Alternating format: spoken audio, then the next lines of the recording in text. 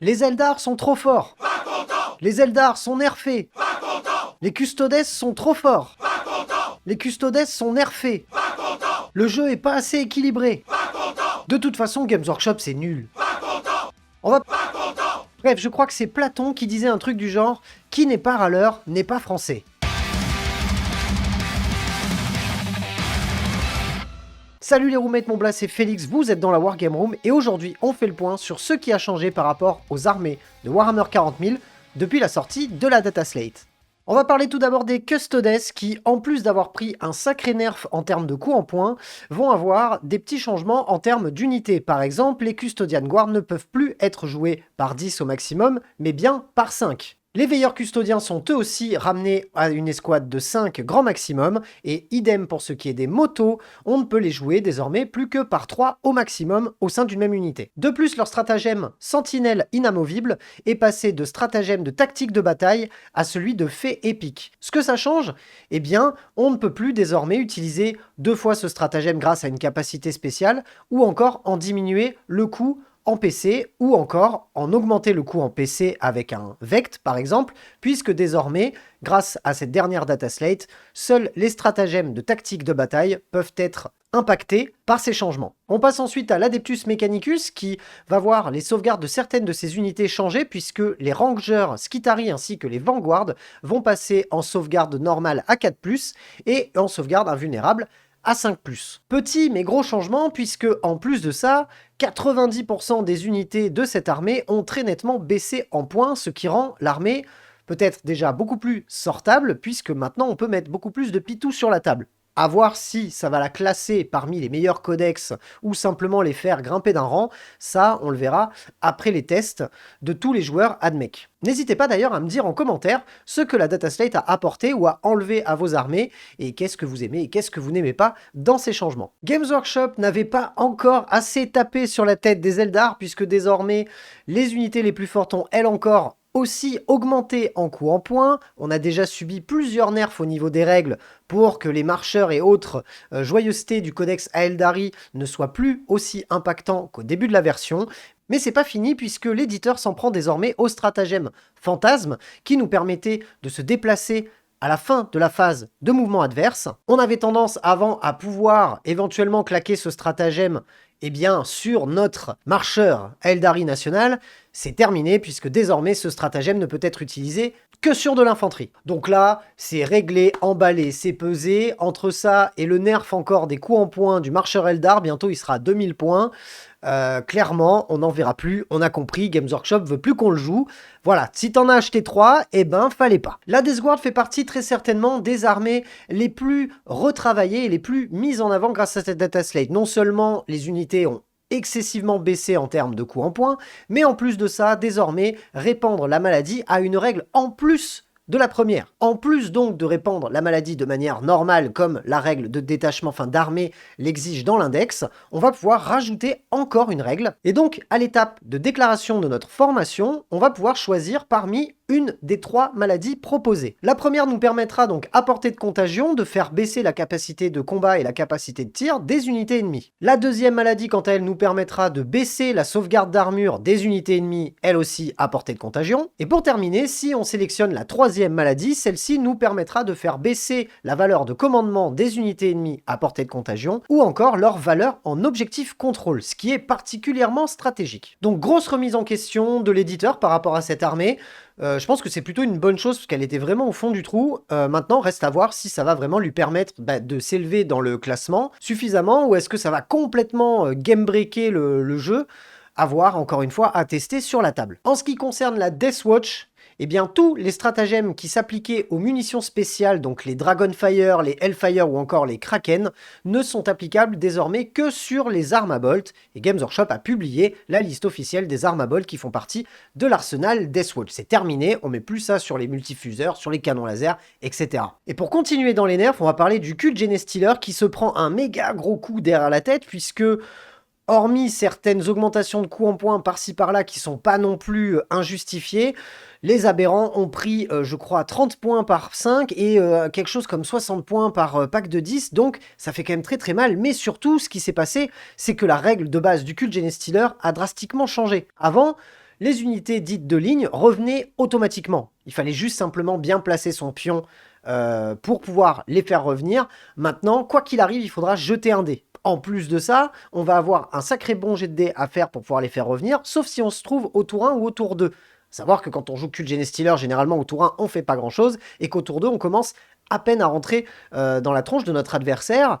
Donc le fait d'avoir un bonus à ce jet de dés sur les tours 1 et tour 2 va pas être complètement ouf, mais on va essayer quand même d'en profiter un maximum, puisque désormais pour faire revenir une unité du Cult Genestealer sur la table, il faudra faire un jet de dés et donc faire un 5+. En ajoutant bien évidemment 1 si on est au premier ou au deuxième tour de bataille, ce qui veut dire qu'on aura à chaque fois une chance sur 2 pendant le tour 1 et le tour 2 de faire revenir notre unité sur le champ de bataille.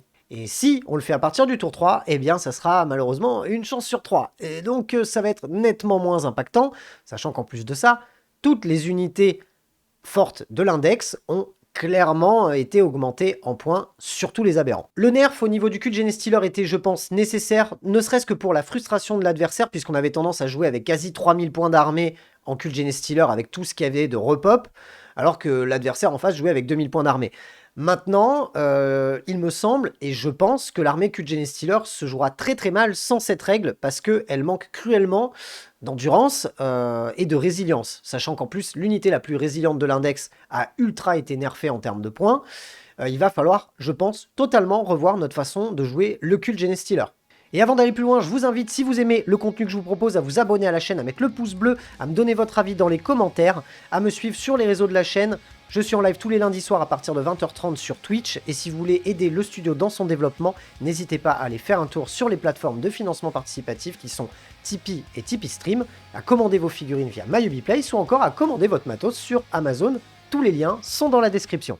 Pour enchaîner sur quelque chose d'un peu plus positif, l'armée League of Votann s'est vue réécrite totalement au niveau de ses règles générales. Puisque désormais, lorsqu'on joue à un format classique de 2000 points, on va pouvoir prendre pour cible 4 unités ennemies au début de la bataille qui auront direct 2 tokens de jugement. Donc ça, c'est vraiment intéressant parce que clairement, la League of Votann, l'armée League of Votann, a clairement besoin d'avoir 2 tokens sur les unités qu'elle attaque, sinon elle a énormément de mal à faire de l'impact puisque sa capacité de tir a pas mal changé depuis cette V10. En plus de ça, à chaque début de phase de commandement, si on a détruit une ou plusieurs de ces unités qui ont été donc marquées par les tokens de jugement, on va gagner un nombre de points de commandement équivalent au numéro du tour dans lequel on le sera. Par exemple, si on est au tour 2, on gagnera 2 points si on a détruit une unité qui avait des tokens de jugement. Ça, c'est plutôt pas mal parce qu'en plus de ça, il est bien précisé que cette règle ne rentre pas dans la limitation des points de commandement par tour, donc ça veut dire que ça sera en plus du point de commandement que l'on récupère au début de chacun des tours. Rajoutez à ça le fait que l'armée a clairement baissé de, je pense, bien 30%,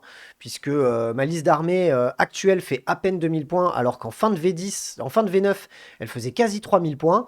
On est plutôt pas mal, on est sur un bon tiers au niveau de la baisse des coûts en points. Est-ce que ça va sauver le Votann? Ça, encore une fois, c'est à voir. J'ai déjà eu vent de certains résultats de tournois où le Votann s'est classé premier, donc comme quoi, apparemment, ça doit être assez efficace.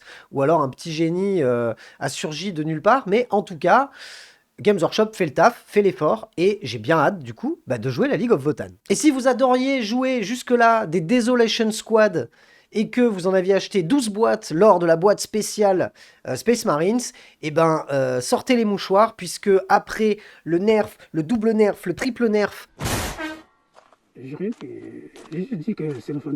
de cette escouade, désormais, on ne peut même plus les jouer par 10, on est obligé de les jouer par 5 grand maximum. Inutile de vous dire qu'on ne va plus en voir sur la table, hormis dans la Wargame Room, parce que la méta, on s'en branle. A noter beaucoup de changements de coûts en points, mine de rien, sur l'armée Space Marines. Tous les personnages, de manière globale, ont drastiquement baissé en termes de coûts en points. Tout ce qui était très fort a augmenté, et tout ce qui était très peu joué a baissé. Et ça, c'est une bonne chose, et de manière globale, sur les changements de coûts en points, grâce à cette data slate, on est sur une augmentation globale de tout ce qui était très fort, et une baisse globale de tout ce qui était faible. Les chevaliers impériaux n'ont pas fini, eux non plus, de se prendre des coups derrière la tête, puisque maintenant, leurs règles de lige ne s'appliquent plus qu'à une armigère, et non plus au gros Zika qui lui pouvait donner cette capacité-là. En plus de ça, le stratagème pied de tonnerre est passé donc en fait épique, ce qui veut dire qu'on ne pourra plus en baisser son coût en points ni le réutiliser gratuitement avec l'aptitude qui va bien. Le stratagème prétention au trophée va lui coûter 2 points de commandement désormais. Et pour finir, le stratagème vaillant jusqu'au bout va lui aussi augmenter et coûter 2 points de commandement. Encore quelques augmentations de coups en points au niveau des chevaliers impériaux. Bon, encore gros coup derrière la tête. C'était quand même très compliqué de jouer contre quand on n'était pas équipé anti-char et quand on avait des choses visibles sur toute la table. Double nerf, triple nerf, quadruple nerf, puisque en plus de ça, dans la data slate, la règle générale qui permettait aux IK d'avoir une ligne de vue globale sur toute la table, même s'il y avait des bloquants, ne fonctionne plus. Avant, on pouvait, grâce au fait qu'ils aient le mot-clé figurine imposante, prendre les lignes de vue depuis la figurine. C'est-à-dire que si on était derrière un bloquant et qu'on voyait les figurines de notre ennemi, on pouvait leur tirer dessus. Désormais, que nenni, c'est terminé, il n'y a plus que les aérodines qui peuvent le faire. C'est-à-dire que désormais, si entre l'IK de votre adversaire et votre petite escouade, il y a un bloquant, eh ben, l'IK ne peut pas tirer sur votre escouade, à moins qu'il soit à l'intérieur de ce bloquant, et dans ces cas-là, vous aussi, vous pourrez lui tirer dessus. Et pour terminer, les Grey Knights se sont vus eux aussi attribuer une belle baisse de coups en points, une même très significative baisse coups en points. Donc ça, je suis plutôt content, puisque c'est une des armées que j'ai le plus envie de jouer dans cette version, c'est d'ailleurs ce que je vais continuer de peindre au studio. Pour ce qui est par contre des règles, on a uniquement changé un stratagème de famille pour qu'on ne puisse pas le réutiliser ou baisser son coût en points de commandement, ce que je trouve assez normal puisque c'est un stratagème qui nous permet, pour 2 points de commandement, de rendre une unité inciblable tant qu'elle n'est pas à moins de 12 des unités ennemies. C'était donc le stratagème Nimbé du feu de lave qui passe désormais en stratagème de ruse stratégique. De manière globale, encore une fois, Games Workshop essaye de faire le taf sur les armées qui ont clairement le vent en poupe et de faire aussi le taf sur les armées qui sont clairement dans le bas du classement. On voit un effort de fait sur la Death Guard, sur l'Adeptus Mechanicus, sur le Grey Knight ou encore sur le League of Votan. Et inversement, on voit aussi un effort qui est fait sur l'Eldari, l'Imperial Knight ou encore le Cult Genestealer et même le Custodes, de manière à essayer de rééquilibrer en tout cas la balance. À voir maintenant ce que ça va donner sur la table. On ne parle pas là du Thousand Suns, puisque hormis certaines grosses augmentations de coups en points et baisses par-ci par-là, aucun changement global au niveau des règles. Donc est-ce que maintenant le Thousand Suns sera meilleur? À voir. En tout cas, il n'a pas été clairement nerfé, hormis en termes de coups en points. Je suis de manière globale très positif sur ces changements de règles. Je vais tout de même soulever un point qui me gêne un petit peu. Pas content. Eh bien, le fait de sortir un codex tyrannide beaucoup moins épais que celui d'avant, avec encore moins d'informations et moins de fluff et moins de choses qu'avant. Et en plus de ça, que le codex soit plus cher en euros, et qu'en plus de ça, pour terminer, les coûts en points de ce dernier sont déjà complètement obsolètes. Et il faut déjà rajouter le document qui est sorti il y a quelques jours en PDF. Même s'ils ont mis le QR code à l'intérieur du codex pour pouvoir avoir le document en direct, je trouve que c'est quand même un petit peu abusé, surtout avec une augmentation de prix. J'ai l'impression qu'on est sur une inflation au niveau du papier, là, que je comprends pas trop. Donc je suis pas trop d'accord avec ça, et je tenais tout de même à le préciser avant qu'on dise que je suis un fanboy. J'espère en tout cas que cette vidéo vous a plu. Si c'est le cas, comme d'hab, on met le pouce bleu. Nous, on se retrouve très bientôt pour plein d'autres vidéos. D'ici là, prenez soin de vous. Salut les roommates.